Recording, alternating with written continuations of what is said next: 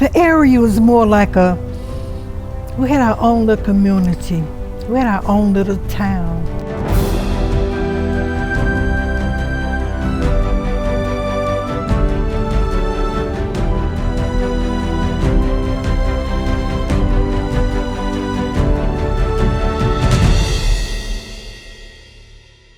Grocery stores, clothing stores, shoe store, barber shops, liquor store, gas stations. We had all that in our community.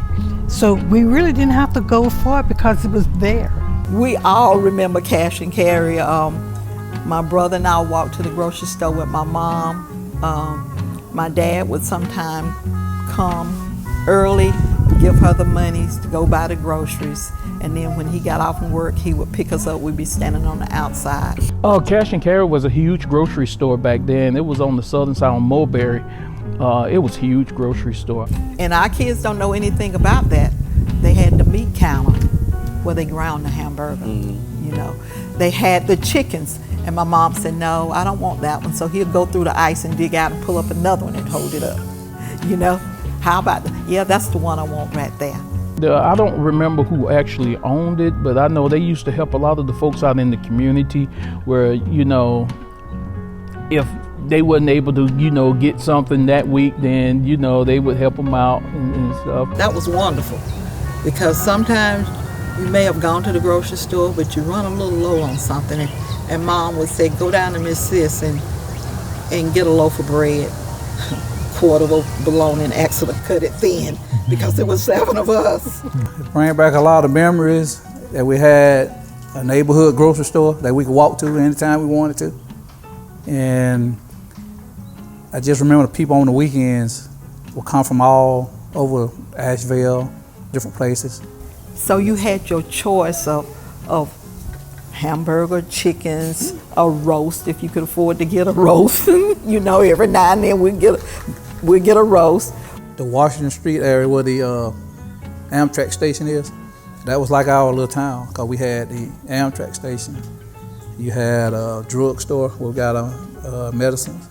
You had a cleaners, pool room, laundromat, a couple of little neighborhood stores, a couple of liquor stores. Which is still there. It was called Greasy Corner. I mean, it's all West Greenville, that side of town. But the kids lived up on the hill. It was a imaginary line that separated West Greenville from what we call our community. And so I lived on Greasy Corner. Yeah, I went to the Harlem Theater. What made that theater special? For one, I'd be going with my boyfriend.